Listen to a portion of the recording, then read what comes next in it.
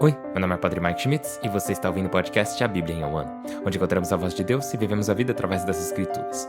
O podcast original, The Bible in a, foi produzido pela Ascension e essa é a versão brasileira, traduzida pelo Heitor e dublada pelo Leandro. Usando a linha do tempo da Bíblia Grande Aventura, vamos ler de Gênesis até Apocalipse, descobrindo como se desenrola a história da salvação e como nos encaixamos nessa história hoje.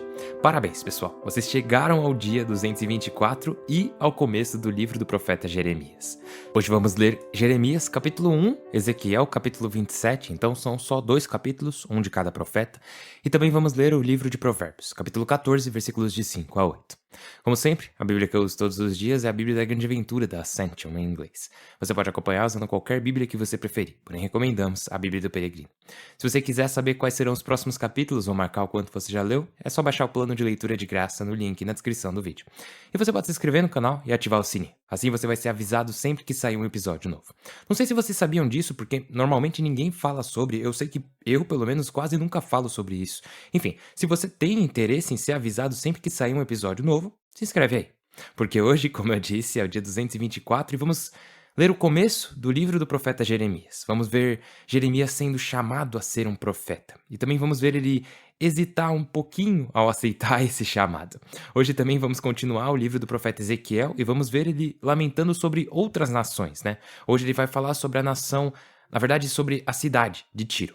Enfim, sem mais delongas. Como eu disse, dia 224, Jeremias 1, Ezequiel 27 e Provérbios 14, versículos de 5 a 8. O livro de Jeremias, capítulo 1.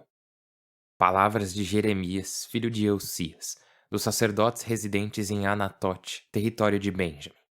Recebeu palavras do Senhor durante o reinado de Josias, filho de Amon, em Judá, no ano 13º de seu reinado, e de Joaquim, filho de Josias, até o final do ano 11º do reinado de Sedecias, filho de Josias em Judá, até a deportação de Jerusalém no 5º mês.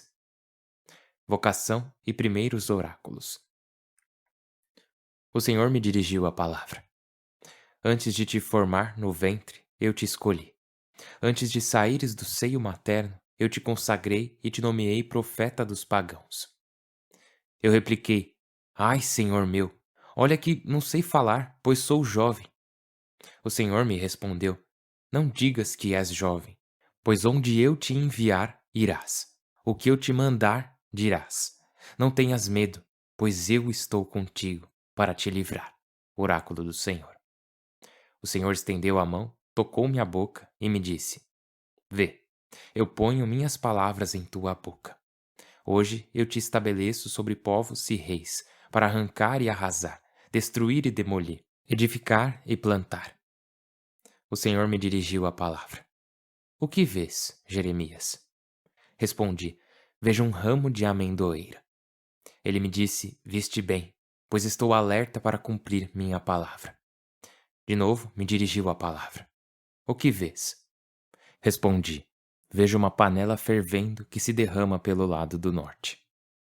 Ele me disse: Do norte se derramará a desgraça sobre todos os habitantes do país. Vou recrutar todas as tribos do norte, oráculo do Senhor. Virá e porá cada um seu assento diante das portas de Jerusalém, ao redor de suas muralhas e diante dos povoados de Judá. Entabularei pleito com eles, por causa de todas as suas maldades, porque me abandonaram, queimaram incenso a deuses estrangeiros e se prostraram diante das obras de suas mãos. E tu, cinge-te, de pé, dize-lhes o que eu te ordeno. Não tenhas medo deles, caso contrário, eu farei que tenhas medo deles. Eu te converto hoje em praça forte, em coluna de ferro, em muralha de bronze. Diante de todo o país, diante dos reis e príncipes de Judá, diante dos sacerdotes e dos donos de terras, lutarão contra ti, mas não te vencerão, porque eu estou contigo para te livrar. Oráculo do Senhor. O livro de Ezequiel, capítulo 27. Contra Tiro 2. O Senhor me dirigiu a palavra. E tu, filho de Adão, entoa uma lamentação para Tiro. Dize: ó Tiro, princesa dos portos, mercado de inumeráveis povos litorâneos. Isto diz o Senhor. Tiro, Tu dizias: sou a beleza acabada. Teu território era o coração do mar. Teus armadores deram remate à tua beleza. Com abetos de Sanir, armaram todo o teu madeiramento. Escolheram um cedro do Líbano para levantar teu mastro. Com carvalhos de Bazã fabricaram teus remos. Teus bancos são de cipreste das costas de Cetim, incrustado de marfim. Tuas velas, de linho bordado do Egito, eram teu estandarte. De púrpura e escarlate, das costas de Elisa era teu toldo. Príncipes de Sidônia e Arvade eram teus remadores. Sábios de Tiro eram teus timoneiros. Senadores e sábios de Bíblos tinha como remadores. Todas as naves do mar e seus marinheiros traficavam contigo. Tinhas alistados em teu exército guerreiros persas, lídios e líbios. Escudo e elmo pendiam de ti, e te adornavam com eles. Os de Arvade e de Eleque estavam em tuas muralhas, os de Gamade em teus baluartes. Em tuas muralhas penduraram seus escudos, dando remate à tua beleza. Tarsis comerciava contigo, por causa do teu luxuoso comércio. Prata, ferro, estanho e chumbo te dava em permuta. Grécia, Tubal e Mosoque comerciavam contigo. Com escravos e objetos de bronze te pagavam. Os de Bet-Togorma te davam em troca cavalos, corcéis e mulos.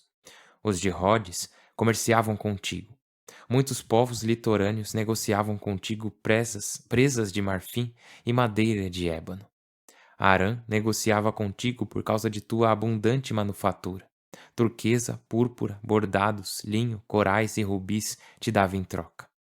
Judá e a terra de Israel comerciavam contigo. Com trigo de Minite, rosquinhas, mel, azeite e bálsamo te pagavam. Damasco acorria a teu mercado por causa de tua abundante manufatura, por teu luxuoso comércio com vinho de Elbom e lã de Saar, e cântaros de vinho de Uzal te dava em troca. Com ferro batido, canela e cana aromática te pagava. Dadã comerciava contigo com mantas de montaria. A Arábia e os príncipes de Cedar negociavam contigo. Negociavam cordeiros, carneiros e bodes. Os mercadores de Sabá e Reema comerciavam contigo. Davam-te em troca os melhores perfumes, pedras preciosas e ouro. Arã, Quené e Éden, Assíria e Queumade comerciavam contigo. Comerciavam contigo objetos primorosos, mantos bordados de turquesa, tecidos preciosos, cordões fortes retorcidos. Nisso comerciavam contigo. Navios de Tarsis transportavam tuas mercadorias. Tu te inchaste e pesavas demais no coração do mar. Em alto mar te conduziram teus remadores. Vento oriental te desmantelou, no coração do mar. Tua riqueza, teu comércio, tuas mercadorias, teus marinheiros e teus pilotos, teus remadores com teus mercadores e teus guerreiros, toda a tripulação a bordo. Todos naufragarão no coração do mar, no dia do teu naufrágio. Ao grito de socorro de teus pilotos retumbará o espaço. Saltarão de seus navios todos os remadores, marinheiros e capitães para ficarem em terra. Serão ouvidos seus gritos, gemendo amargamente por ti. Lançarão cinzas na cabeça e rolarão no pó. Por ti se raparão, vestirão pano de saco, chorarão amargamente por ti com luto amargo. Entoarão para ti uma elegia fúnebre e te cantarão lamentos. Quem era como Tiro, submersa no seio do mar? Ao desembarcar tuas mercadorias, fartavas muitos povos. Com teu luxuoso comércio, enriquecias reis da terra. Agora estás desmantelada nos mares, no fundo do mar. Carregamentos e tripulação naufragaram a bordo. Os habitantes do litoral se espantam de ti, e seus reis se consternam, confusão no rosto. Os mercadores dos povos assobiam por ti, sinistro resultado. Deixarás de existir para sempre. O livro de Provérbios, capítulo 14, versículos de 5 a 8. Uma testemunha fiel não mente. Uma testemunha falsa respira mentiras. O cínico busca sensatez e não a encontra. O saber é fácil para o inteligente. Deixa a companhia do nécio, pois em seus lábios não descobriste saber. Discernir o caminho é perícia do sagaz. O engano é loucura dos nécios. Pai do céu, nós te louvamos, nós te agradecemos e Senhor, muito obrigado por esse dia. Obrigado por tuas palavras, tuas palavras de convicção e também tuas palavras de condenação. Porque, Senhor Deus, nunca queremos ser o alvo dessa condenação, nunca queremos ser o alvo do teu julgamento, da tua justiça. Sim, nós merecemos a tua justiça, mas precisamos da tua misericórdia. E assim, quando ouvimos tuas palavras para a cidade de Tiro, ouvimos o que vais fazer e também sobre a vida de Jeremias, nós te agradecemos por ter falado essas palavras e revelado o teu anseio por justiça. E o fato de que és um Deus de justiça e não atrasas em teu julgamento. Senhor Deus, da mesma forma que não atrasas em teu julgamento, por favor, não atrases em tua misericórdia. Aqueles de nós que falhamos contigo, que caímos, nós precisamos da tua misericórdia mais que nunca agora, nesse momento em nossas vidas. Senhor, nesse momento agora eu te peço por tua misericórdia. Que tua misericórdia se renove a cada manhã e, por favor, nos ajude a voltar para ti. Nos ajude todos a voltar para ti. Em qualquer forma, grande ou pequena, que tenhamos nos desviado ou caído ou fugido, nos ajude a sempre encontrar o caminho de volta para ti, em Jesus. Inclusive, fazemos essa oração por Ele, Jesus Cristo, nosso Senhor. Amém. Em nome do Pai, e do Filho, e do Espírito Santo. Amém. Tá, legal. Então, quando se trata de Ezequiel, ele vai começar, assim, já começou, né?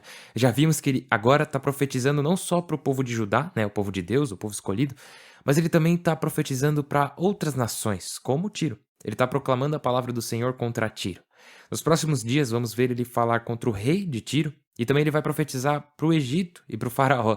Então, agora Ezequiel está espalhando a palavra de Deus não só para o povo de Judá ou para aqueles que estão no exílio, mas para as outras nações que também têm sido falsas com o Senhor.